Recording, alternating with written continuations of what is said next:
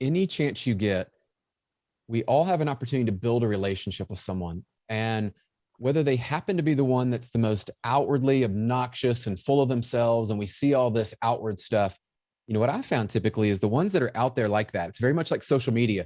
The ones that are out that like pounding their chest and telling you how wonderful they are and how great they are at all these things.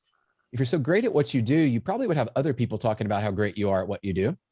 And they would give you enough accolades and praise to where you'd be okay. And so I look at that and say, when you join a team, whether it's in business or in sports, guess what? You have a mixed bag of personalities. You've got some people that are, introverted, extroverted, positive, negative, all these things. Guess what? To be a great teammate, you need to be able to get along with all of them. So I was trained at an early age, and I recognize this now, is that's one of the skills I'm still trying to learn and improve, is how do you bring people together? Can you be a connector that can bring people together, that what Eric brings and what Brian brings and what other people bring to the team is needed, but we're not going to be identical in how we approach it and how we get there. But to have a successful team, look, soccer's 11 players in the field. We realized this the other night with the U.S. men's national team. You need all 11 or you're not winning. Welcome to the RockstarsRocking podcast, powered by Voluntary Disruption, a show dedicated to people who are crushing their business and life goals. These are bite-sized conversations with leading rock stars in their respective industry who are pumped to share their story to help drive you to the next level. So, are you ready to rock? Speaking of rock stars, here's your host, Eric Silverman.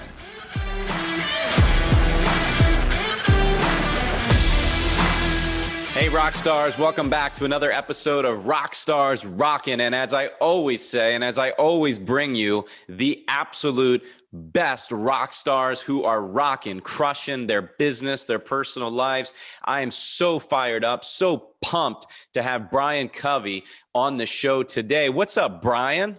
Eric, long time, my friend. We've been trying to coordinate this. I'm pumped to be on here, and I should have brought my bass. I feel like we'd be rocking out with that one, right? Oh, man, I tell you what, I would love that, but maybe next time we'll have you on again in the future. For those that don't know Brian is the vice president of regional production at loanDepot. He's also a soccer pro, USA Olympic athlete. He's a soccer dad, proud soccer dad. We're going to talk about that. He's a family man, a wealth advisor, speaker, author, and also, if he's got no more time, but he makes time, he's also a podcast host and a creative disruptor. Brian, I'm going to jump right in. I want to ask you something that's near and dear to me, because a lot of people struggle with this, and you have it all over your website. You have it on your LinkedIn. I know you talk about it a lot in your social media. You always talk about it's all about the balance. It's all about balance. Can you elaborate on that and tell people what that means, being a busy professional and soccer dad and so forth? Man, I'm sure you can relate to this, as probably your listeners as well. As think about when I was growing up as a kid, and I'm more in tune with this now, but how our parents and how people that have jobs and kids and a life, and they try to actually do things outside of those as well, right? Like they actually go to sports events, they go to church, they go out to eat, they do all this. How do we juggle all these things? And all of us, I think at some level, struggle with that. And I've been on this pursuit in my own growth and own personal development, and through mentors and coaches and people have kind of learned and built a system around how do you get to do that. And I've brought in a word balance. I've also used the word integration. And I think those two actually play off each other very well. So the short version is, for all of us, especially myself, I'm a dad, I'm a husband, almost married 19 years, got 3 kids from 5, 12, 14 years old. I love to work out. I love music. I love just being with my team and all these things. Well, wouldn't it be cool if we could integrate some of those? And it didn't feel like, wow, I'm going to go over here and be dad. Now I'm going to move over here and go do a workout. Now I'm going to go over here and be a business leader. What if you could integrate things and you found what your gifts and talents were and you deployed them out in the marketplace? And you mentioned earlier, you actually had fun while you were doing it. You could make money while you're doing it. And then you were able to fulfill really kind of, I think, your God-given desires of like, you want to contribute to the world and your family. And so that's what I've been on the pursuit. And I share those journeys openly and honestly of, I don't have it all figured out, but I've learned a lot about myself and a lot about this game of integration and balance that has allowed me to live what I believe every day. I get to live a great life, and it's very intentional. And it hasn't always been that way. So I share that with people just because they may be along that same journey, just at a different point in a different part of the map than I am, but we can all learn from each other. So you just said you don't have it all figured out. Did you hear that, everybody? He doesn't have it figured out, all figured out. You know, oftentimes we both see it, right? Folks on social media, either they consider themselves or others might consider themselves influencers. And that's totally cool. By all means, do your thing. But they make it, a lot of them make it just look incredible. They make it look like everything's figured out. So in that vein, right on the cover of your website, you talk about empowered by failure. I think that they kind of go hand in hand. So you haven't figured it all out and you're empowered by failure. Talk to me about that. Yeah. So I think for all of us, if you look back at any real lessons in life, probably came with a little bit of pain, probably some type of failure, setback, something that didn't go exactly how we intended it to. We had a vision for maybe how our day was going to start, and it didn't particularly go that way, right? And I think we can all relate to that today. I'll give you a real example of, I woke up today and I'm like, okay, I'm going to go do my workout first thing in the morning. Well, my daughter's now doing high school soccer. She wakes up at 5:30 and they go train early. Well, she's up. I get a little bit of time to hang out with her before practice. So I decided, you know what? I'm not going to do the workout now. I've got a window of opportunity this afternoon. And I've got a buddy of mine. I texted him like, hey, you want to go work out later? So I rearranged my schedule. Is that failure? Is that a setback? No, that's actually a lesson that I think we can learn. So I use this empowered by failure. And I took a word that most people connotate as negative and actually say, you know what? Without failure, there is no progress. And so I learn from those. And I think for all of us, step one is being aware of those things. Step two is moving into, now, what do I do with this new information that I've received? And then I've moved this into kind of step three, which is how adaptable are we? And if you allow these failures and these setbacks to teach you lessons that you can implement, whereas in the past, I mean, Eric, I'd have been so mad at myself. I would have beat myself up. I didn't work out. I didn't fulfill the commitment. I didn't do all this stuff. That's not how life should be lived. And so what I have really put out there is empowered by failure. I've learned lessons in my life of when I did that and I allowed that emotion to take over, the rest of my day was wrecked. Today, I'm very comfortable with the fact that I know I'm going to get that workout in. I know I got to spend time with my daughter. I know I had business meetings starting pretty much right after she was leaving. And so how do we build a life and a business to where they actually coexist together? And again, it's back to the integration. So I put that forward on my website and I share this even in my book, and I'm sure we'll talk about this, is what are the lessons, if you were to take some of the best people you've seen, you mentioned on social, what would be that life lesson that they shared with you? I would probably venture to guess 90% of them, if not 100, would tell you their best life lesson came from a setback, a failure, something that did not go their way. We don't typically learn as much when things just happen easily in life. So I'm empowered by failure, and I've taken that on as a motto. I love it. I'm ready for the next challenge. Doesn't mean I'm not competitive. Doesn't mean I don't want things to go well, but it does mean I'm aware and I'm going to learn from those lessons. So I'm gonna take what you just talked about with your daughter's soccer in high school and so forth. I have a daughter who's 12 going on 17, right? Oh, yeah. She's super competitive, like myself. I mean, I didn't play any pro sport. I'm a baseball guy. My wife's a soccer person, so she's of course naturally in soccer and softball. And, you know, it's funny. I just had this conversation with her the other day. She said, hey, Dad, I don't, and she's telling her mother too, I don't want to play travel soccer. I don't want to play travel softball. I'm not interested. And I said, why? And she said, I just don't want to. And, you know, when kids say that, we need an answer. Like, give me a reason. That's not a reason, right? So she said, I don't want to. And I gave her a couple examples. And of course, I knew this was the answer. Her answer was twofold. One, and I'm curious your thoughts on this and how you would approach it if, I don't know if this happened to you, but one was, well, if I do all that, if I do travel this and travel that, I'm not going to have much time to do other things and hang out with my friends and be social and have fun. So she's not equating fun to the team sport side. And two, there's a little bit of uncertainty. You know, you got to try out for travel. You got to try out for varsity and JV when she gets to that age. So there's a little uncertainty, a little doubt, even though she's really good. So talk me through that. How would you advise a youth, somebody in their youth years who goes through that? Wow. So I'm going through this right now, right? So my daughter does do travel. And a couple of years ago, she wasn't on one of the higher level teams. I remember even she decided to play goalkeeper, and it was one of those things where I played goalkeeper coming up, and I always was very cognizant of my dream can't be her dream. And I think as parents, we oftentimes, we want them to be the travel player. We want them to compete and do these things, maybe because it was something we didn't do or we did do as a kid, right? Like I know a lot of athletes, they played high school and college, like my kids have to do that. They will feel that pressure. And I will tell you, the more fun you can make it. And as a dad, the one thing I look back on that I think I did get right, because I didn't do them all right by any stretch, but the one thing was I would go out and kick with my daughter and we'd have fun. And it was always about development. And I share my own lessons with my daughter of, I'm always trying to share, like, what did I learn when I was going through this? What did you learn from that game? And, you know, Eric, the time that she selected the position was actually after a game that she got scored on almost 8 times. Think about that for a minute. Wow. She chose a position that she wasn't full-time. She hadn't been trained for, but at that level, at that age, it was like basically everybody kind of rotated in the goal. She got scored on so many times. She's like, Dad, the team might need me to be in the goal again. I want to get better because if I'm in the goal again, obviously I don't get scored on 8 times. Cool. So find what your kids' desires are. And you hit something I think is important is we have to be really clear on what do you want to accomplish and why? And I try to spend a lot of time with my daughter sharing that. And I think both my wife and I play different roles in this. And I think that's important too. If you're married and you have that dynamic, is I listen to what my daughter does. I'm always talking to her. And I recognize when she got to a certain age, for me, that was around that 13 age. I moved away from being coach because I'd been coach for a lot of years and I moved into full-time dad mode. And if she wants to talk to me about soccer, you know what? On Sunday night, you know what we were doing? We're watching the U.S. men's national team against Mexico in the final. We're watching that together. How beautiful is that, that I can watch that with my daughter, enjoy the game. She wants to watch it. So you want to create environments for your kids that it can be fun. And so if it's all about training and if it's all about winning and losing, you've lost. I'll just tell you, you've lost.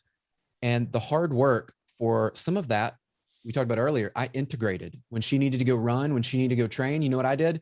Yes, I recognize I have an advantage because I played, but I'd put on my gloves and I would train with her. I would make it fun. Dad and I are going out to kick around, bring the other kids along, bring some friends around.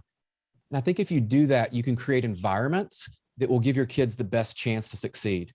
And what I can't guarantee you, and you know this, no one can guarantee that your kid's going to make it on the high school team, or they're going to make it on that travel team, the top team, or they're going to make it to college. If you look at percentages of who actually makes it, let's be real here. Not everybody makes it. So why are we trying to create that? And I go back to, if it's not her dream and she's not passionate about it, chances are, I know this as an athlete growing up myself, chances are she won't have what it takes. And so why would I put her through years of this discomfort and this relationship gap? You know this with having a daughter, like you're joking 12 on 17. Look, man, like I don't want to lose the relationship with my daughter. That's right. First and foremost over anything else. Yeah. No, I like it. It's true. And, you know, for my wife and I, it's more, I think it's more just keeping her physically active, and not so addicted to the technology that everybody is, including adults, us, right? I mean, we just want her out there. It doesn't even matter the sport. We just want her to be passionate about getting out there and being physically in shape and being fit and healthy. And you're talking to a guy right now who I used to brag stupidly about the fact that, you know, you don't get a body like this from working out. I would say that publicly. It's nothing that creative. People say it all the time, but I was proud of it. I wore it like a badge of honor. And, you know, I went nearly 40 years without working out. I have a ridiculous gym in the house that we built for my wife, who's a avid runner, and she works out 6 days a week.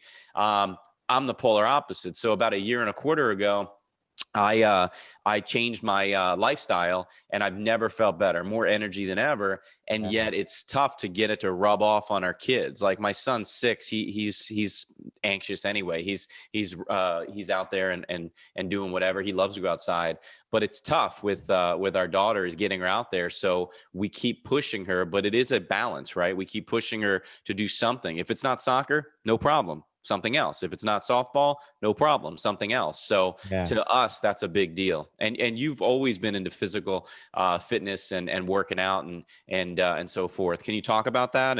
And were you raised that way? Were your parents active? Like, talk about that. Oh man, so we'll unpack some of that. And before I do that, I'll tell you guys, because everybody listening to that probably listens to what we're talking about. My daughter, who's the oldest, right? So she's firstborn. But I will tell you very quickly, our second oldest, so my son that's 12 going on 13, doesn't really enjoy sports outside of he found flag football, and now he's trying football at a junior high level. Okay. And I've learned that he loves to bike and he loves to hike. And so for all of you out there, one thing I learned, quick tip, he loves to bike. Well, guess what? I'm learning to run again after my surgery on my bicep and all this. And so the other day he biked, I ran. That's integration. That's spending time with your family. Find what they love to do. He does things totally different than my daughter. Our 5-year-old just competed in a swim meet. I'm a horrible swimmer, but he's doing swimming. He's doing things I never did. And so again, just take that time, get to know your kids, what they're good at. And I'll tell you, Eric, that all comes full circle as to when I was growing up, I was actually extremely overweight at 12. And a lot of people don't know this story, but my basketball coach, I was traveling, playing AAU basketball in Memphis. And I remember going in to my pediatrician and he's like, man, your cholesterol through the roof and all these things. Like at the time, I didn't really understand as a 12-year-old, like, I just know I'm overweight. Like I'm wearing 2 t-shirts, baggy stuff. Like I just know I'm covering up, but I'm still a good athlete. And so I'm like making up for it, but I'm eating like crap. My body is taking a toll. And that was a tipping point, as many of us have in our lives, to where my pediatrician was telling me how bad my cholesterol was, high blood pressure runs in my family, all of these things. And it starts to hit me. And I'm like, I don't want to be overweight. I'm having to wear weird clothes, baggy stuff. I'm uncomfortable. Like I know something's wrong, but I'm just not willing to say anything. And credit my parents for just loving me for who I was, and my coaches for saying, hey, what, Brian, we're going to come along with you on this journey. We're going to help you. And they gave me some running programs, and it wasn't easy. I was getting up at 5 a.m. in the morning before school started. And I started just to run a little bit, and look, I couldn't even run a mile. Like I remember it. It was hard. I started eating turkey and grilled chicken.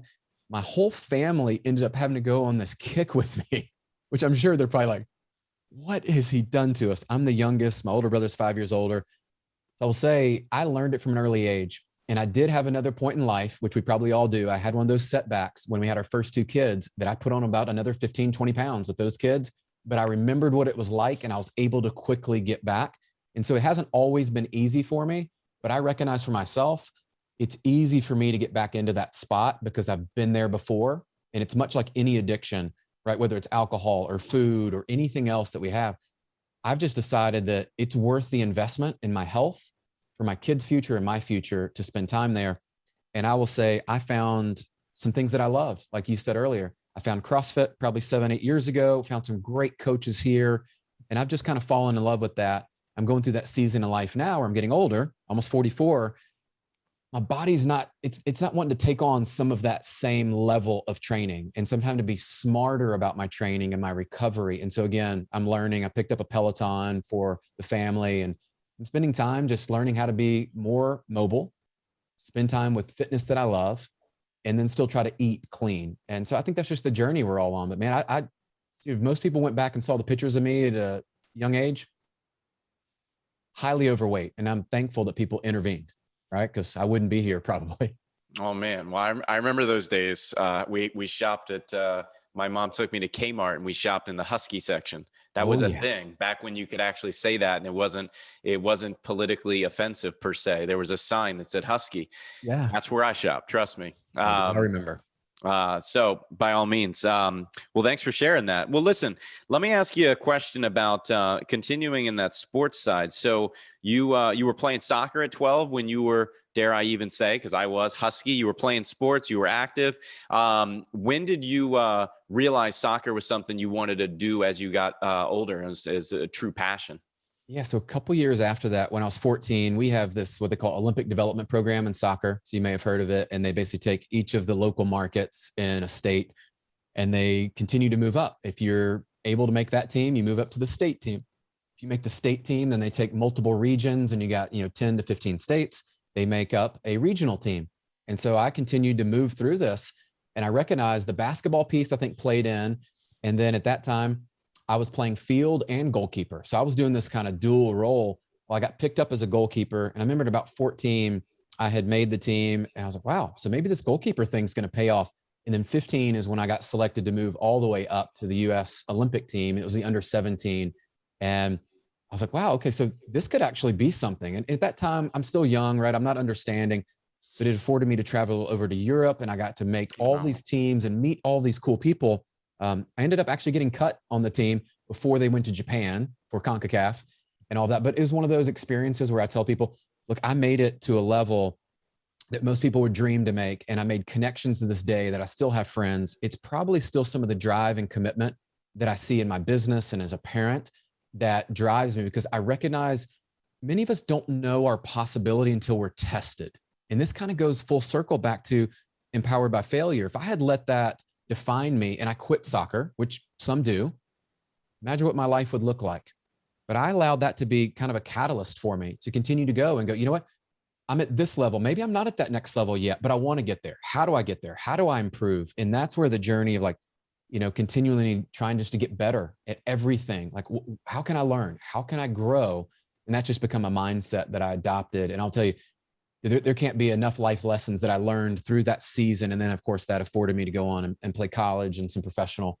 And I look back, and those are habits. And that is defined in a lot of ways who I am and how I view myself, but also how I approach the world and how I see things. As there's infinite possibilities. And if you can dream it, and if it's something you're really a desire, you should go for it, because there's no one that can stop you if you put your mind to it and you actually work towards it. And yeah, I could go on, but wow, what an experience. And that's kind of my love for the game now. So I'm trying to pass that on. Have you seen that Apple TV show, Ted Lasso? Of course. Let me ask you this, for those that don't know what I'm talking about, it's an incredible series. It's first season, 10 episodes. My wife and I literally just finished it last night. 30-minute episodes. It's super funny. It's way over the top in a great way. I don't want to ruin it, but my question for you is, do you ever have a coach or an assistant coach like Ted Lasso, or is that just an over the top type character? So I didn't personally. I will say that I had a coach come in from Germany that I remember was on the far side of fitness. So it kind of ties back into, it was around that age of 14. And I remember when he came in, it was very helpful for me at that time, because yes, he was a great soccer coach and all that, but he focused so much on this other area of fitness, less about soccer. And that's kind of, without giving too much away, I think Ted Lasso has an interesting way of how he brings the team together and what his philosophies are. And so I had some coaches like that. I had some coaches that made us do somersaults on the pavement and taught me things about, things that you go, yes, things like that can happen. And I remember being on a bus, and I'll never forget that one of our coaches, and this was with the national team, basically challenged me and one other. We were going to be the captains for that trip. He's like, I want you to learn everybody's name on the bus, because we were all new to each other, right? We're traveling from all across the country. Many of us had just met. Like, I want you to learn everybody's name, who their siblings are, where they're from, all these things about them. And I'm like, think about that in a room today when we're trying to network and you're trying to learn these skills. Like, I was being taught these skills as a teenager, didn't even know what they meant. Later in life, that comes to fruition of, oh, it's actually kind of important to build a relationship, get to know somebody. And so, yeah, I had some interesting coaches, but nothing like Lasso. I can't wait for season 2. I will tell you that. Me as well. So there's a character in the show who is the diva, for lack of a better term, right? A pretty main character, a focal point of the show, who's all about all about himself, not about the team. And again, I'm not going to give away the show and what happens, but you had to have had players like that, teammates like that. Come on. And how do you deal with that? And by the way, that's not just soccer. That's loanDepot. That's life, guys. I mean, it happens, right? So I think any chance you get, we all have an opportunity to build a relationship with someone. And whether they happen to be the one that's the most outwardly obnoxious and full of themselves, and we see all this outward stuff, what I found typically is the ones that are out there like that. It's very much like social media. The ones that are out that, like, pounding their chest and telling you how wonderful they are and how great they are at all these things. If you're so great at what you do, you probably would have other people talking about how great you are at what you do. And they would give you enough accolades and praise to where you'd be okay. And so I look at that and say, when you join a team, whether it's in business or in sports, guess what? You have a mixed bag of personalities. You've got some people that are, introverted, extroverted, positive, negative, all these things. Guess what? To be a great teammate, you need to be able to get along with all of them. So I was trained at an early age, and I recognize this now, is that's one of the skills I'm still trying to learn and improve, is how do you bring people together? Can you be a connector that can bring people together, that what Eric brings and what Brian brings and what other people bring to the team is needed, but we're not going to be identical in how we approach it and how we get there. But to have a successful team, look, soccer's 11 players in the field. We realized this the other night with the U.S. men's national team. You need all 11 or you're not winning. You know, it reminds me of I'm not going to read them all, but in your book, you have 5 things that you talk about. And that reminds me of number 4, which I actually already had highlighted, was one of my favorites, where you say, surround yourself with great people. And then you explain how association matters. And for those that don't know, I'm talking about Brian's best-selling book, available anywhere on Amazon. There it is right there, Conversations with Covey. 11 powerful, inspirational, and hope-filled lessons from today's biggest leaders. And he says how to win at life, no matter where you are now. I want to unpack the book in a moment, but talk about surround yourself with great people and association matters, because I think that's important, particularly for what you just talked about with the soccer team. So I would include this, and I did, as one of the top 5, right? But Eric, I think this is something I wish I had learned earlier. As I look back now, the clues were there. I just didn't pick them up. I wasn't aware of them. But what I recognized, it was about 4 years ago, and I had a mentor of mine really kind of ingrain this process and this principle in the power of association. You might hear proximity is power. You hear like Tony Robbins and people talk about this stuff. I didn't understand it. I mean, I'll be honest. Like I didn't understand. Like I knew, like, be in rooms with people that are smarter than you, that you want to be on their team and all that. Kind of got the concept, but it didn't stick. And what I mean by that is I didn't understand that I needed more time with people that I could learn and grow from, but I could also contribute. And people talk about their tribe. They talk about these. So what I have done over the last 4 years, I've intentionally put myself in what some would say is like uncomfortable situations. I've reached out. I've spent lots of my own personal money, our family's money, to put myself in rooms and situations where I can learn from people. And look, if you're not willing to invest in yourself, it's hard to ask somebody else to come alongside and invest in you. And so what I did very intentionally was I invested in these kind of small groups, masterminds, all these places that I could go and show up and meet people in person. Because what I knew is by being around them, it's just that proximity to them. I would learn from them. Then I could go back home. I could go implement things.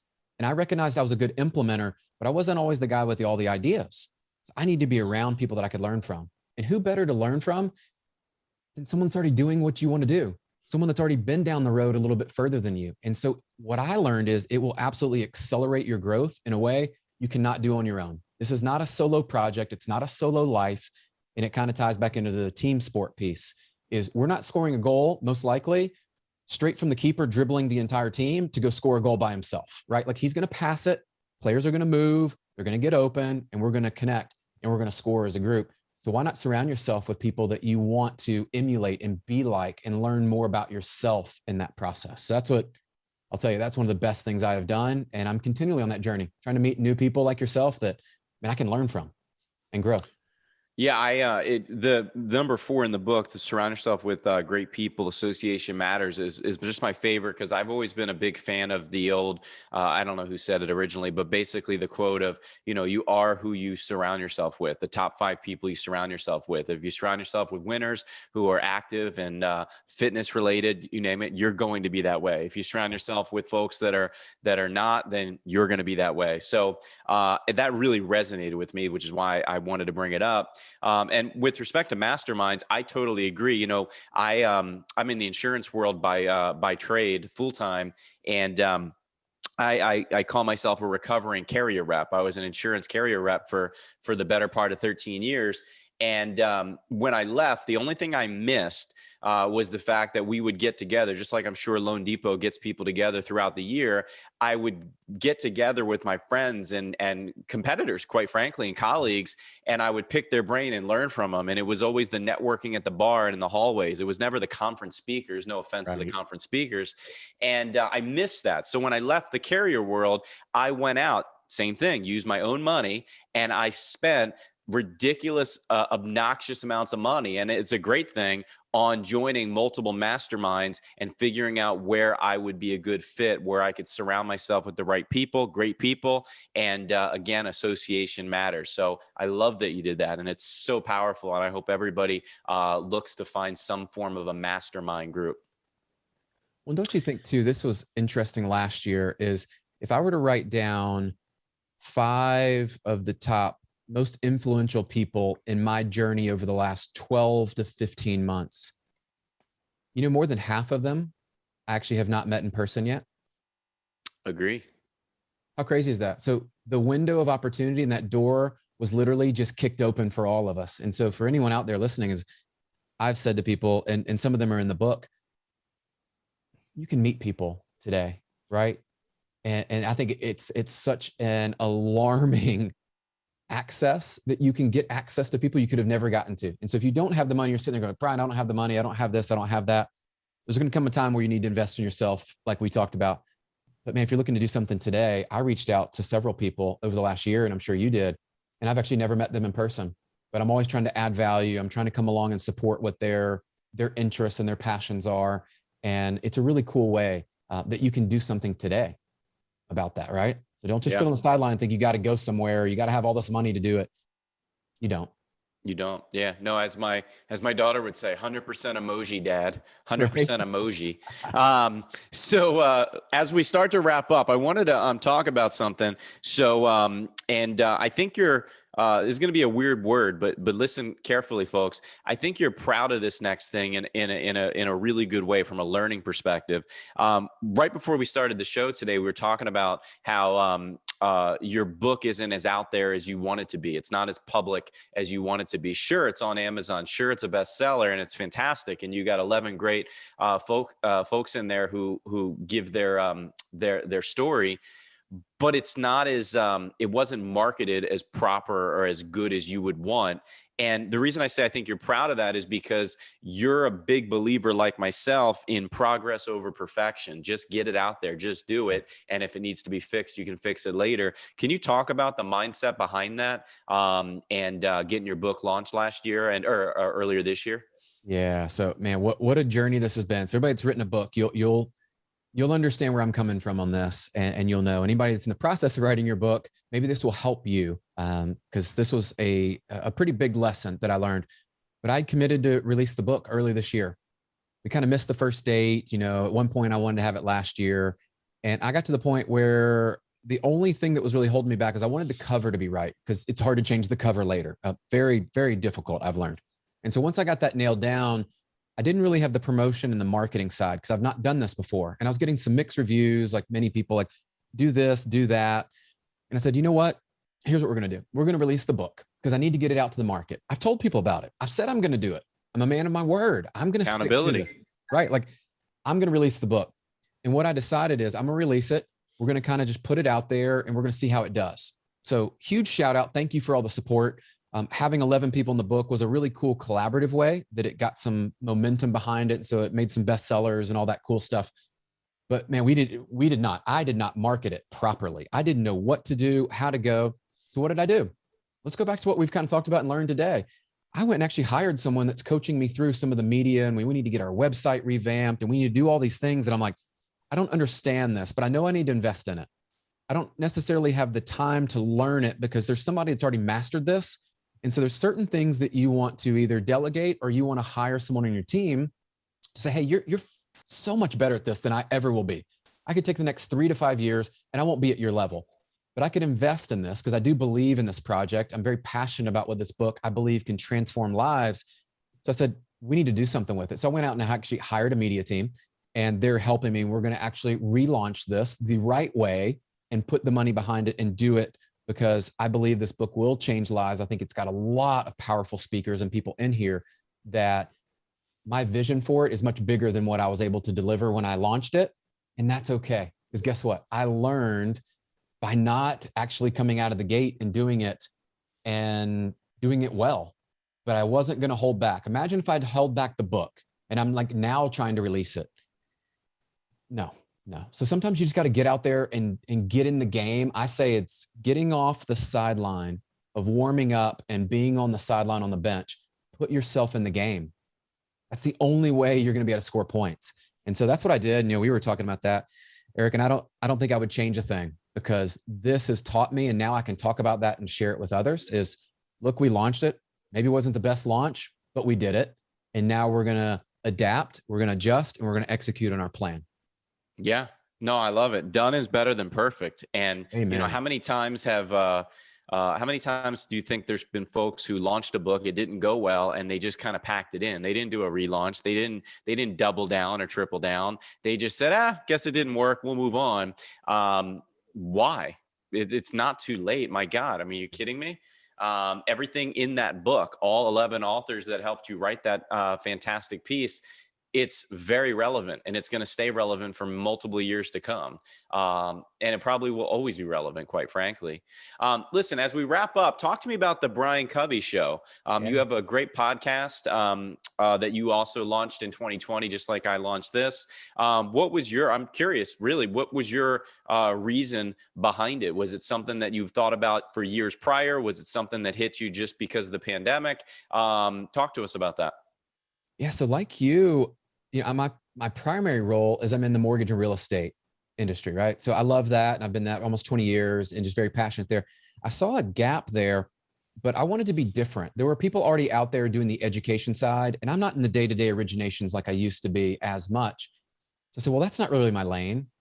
And I started looking at some other things. And then I took a step back and said, Brian, you've built up all this kind of collective, I would say, brain trust, all these people in your network. What if you were to bring them on and share their wisdom and their insights and everything they do?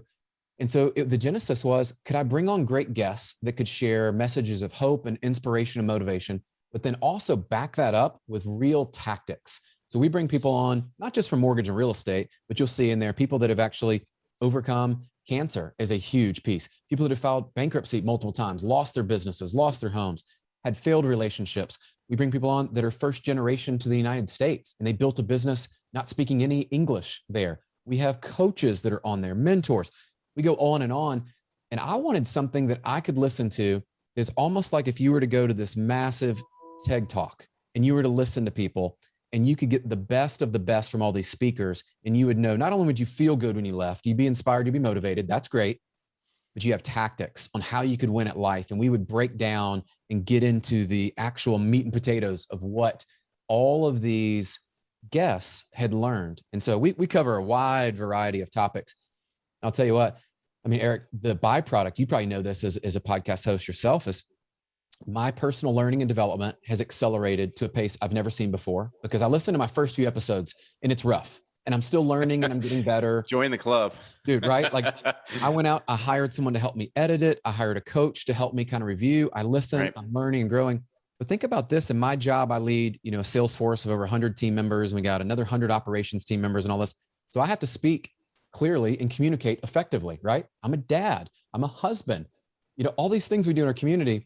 Where else are you going to learn and grow on your speaking and your ability to connect and your ability to do homework, to prepare for your guests? And so I've seen the byproduct of this is I've become a better leader, better husband, better dad, all these things that I want to become better at in my life. And I've got to connect up with some awesome people and share messages that I resonate with. And so that's been the genesis of it. And you know this probably better than anybody is the guest. I believe we're all potentially one person away from connecting with someone that can literally change your life. And so I look back at, and I shared this earlier, 5 of my guests that I had in particular have changed my life for the better. I've actually never met these 5 that I'm thinking of in person. Guaranteed I will meet them. Right. How powerful is that? So I would say, man, check it out. If you're somebody that wants to improve your life, you're someone that wants to learn and grow, that's what the show is all about. And you'll leave each episode learning something new, but also having a little bit of that. I think what we all kind of need is like a daily dose, like a daily shower of, you need a little bit of hope and inspiration and motivation thrown in there. So, incredible. I love it. I appreciate you, man. Let me ask you, we're going to have it in the show notes, of course, and you don't hide your information, but what's the best place people can find you or reach out to you if they wanted to connect? Check out our new website. We just spent a lot of time, energy, effort. I'm sure a lot of money too. We've been looking at this, www.briancovey.com. And it is now the single place that houses everything from the podcast to the book to things I'm doing, some speaking engagements and some things I'm doing there, to really just all of my social. And it was a way for me to try to connect with people and bring in everything that I'm doing because I am one person, right? Like we talked about this is I'm one person. So check that out. I'm active on Instagram and, we're there together, and then on LinkedIn quite a bit. So you can find me on those. spend some time on Facebook. But if you connect, please drop me a note, a DM, let me know how we connected and how I can support your journey. I'm one of those, I believe we're all better together in this. And so if I can help you, let me know. Yeah, by all means. And guys, Brian is very active on LinkedIn. That's where we met. I'm on his website as I talk to him this second. And we have to end with this question. What's your dog's name? In the contact me, you have a silhouette of you and your pup. Memphis. We're originally from Memphis, Tennessee. And so our little miniature golden doodle is Memphis. There you go. I love it. Well, listen, on that note, I am just one person when it comes to this. All I do is schedule some good people, hope and pray they're willing to come on. So I appreciate you doing so. I hit record, ask a few questions and let you do the magic. But I don't edit this. I don't do anything behind the scenes, just like yourself. So for my team behind the scenes, for everybody behind the scenes of the RockstarsRocking podcast, I'm Eric Silverman. That's Brian Covey. And this has been another RockstarsRocking episode of our podcast. I appreciate you. If you have any questions, comments, thoughts, ideas for the show, please send me a DM, comment in the section below, wherever you are watching or listening to this podcast, anywhere podcasts are consumed. So until next week, thanks everybody. Don't just have a great week, make it a great week. Thanks, Brian. Love it. Thanks, Eric. Thanks so much for tuning into this episode of the RockstarsRocking podcast. If you haven't done so already, make sure you're subscribed to the show wherever you consume podcasts. And if you feel so inclined, please leave us a review. 5 stars would totally rock. Until next time, Rockstars, keep rocking.